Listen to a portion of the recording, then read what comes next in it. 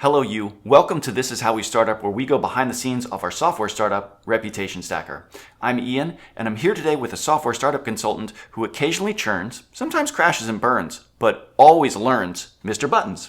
I've never crashed, nor have I ever burned. I do sometimes churn though, and that just happens to be what we're talking about today. Churn. Churn! Let's start by defining churn. Churn, a noun, when users disrespect your and quit your software without so much as a peep, like a very mean girlfriend named Rebecca Munson who just walked out on you in 7th grade PE class. Rebecca! Okay. Churn is when your users cancel or don't renew their accounts. And yes, churn can be a huge issue for software companies, but a lot of founders think they've got a churn problem, when in actuality they're completely in normal range. So what's Reputation Stacker's historical churn rate?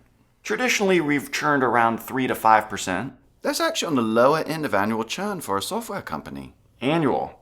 No, Mr. Buttons. We churn at 3 to 5% every month. You what? I don't feel well. Are you okay, Mr. Buttons? Yes, hold on. Did you say you churn 3 to 5% of your users every month? As in every 30 days? Well, 28 days in February. I think I'm going to be poorly again. Don't be poorly again, Mr. Buttons. It's just a little churn issue. Losing 30 to 60% of your clients every year is not a little churn issue. Well, geez, when you put it that way, our churn seems like a much bigger problem. It is. Look, there are 3 main reasons why customers churn from any software. 1, the app sucks. It's got a clunky UI, it's not intuitive to use, and it has bad onboarding and support. I may have previously transgressed in some of those areas. The second most common reason for churn is that there's not enough perceived value in the outcomes your users are getting from your software. I may have heard that once or twice or thrice. The third most common reason for churn actually has nothing to do with your software at all, but it has everything to do with your positioning in the marketplace. The wrong positioning leads to the wrong type of customers. You can't sell sausage to a butcher.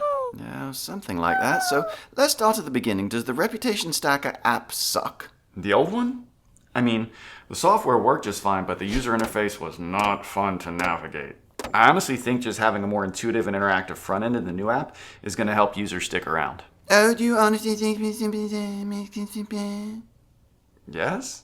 Well, of course a well-designed interface will reduce churn. Now what about the second major cause of churn? Lack of perceived value. Well, the old Reputation Stacker just did its job when you used it, but it never changed. How do you mean?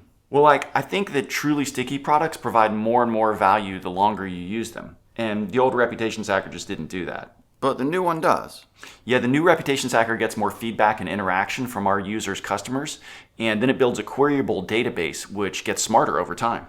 So the longer your users use the new Reputation Stacker, the more value accumulates, like compound interest. Like our blossoming relationship, Mr. Buttons. No. Now, what about attracting the wrong type of customer? Oh, right. Well, the old Reputation Stacker didn't necessarily attract the wrong type of customer.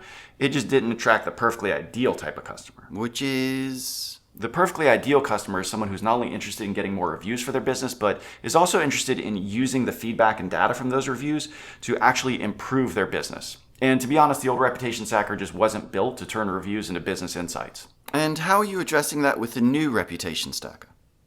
We're tweaking our positioning to better speak to businesses who are looking for that, who also happen to be larger, multi-location, or multi-product businesses who tend to be better clients and churn less.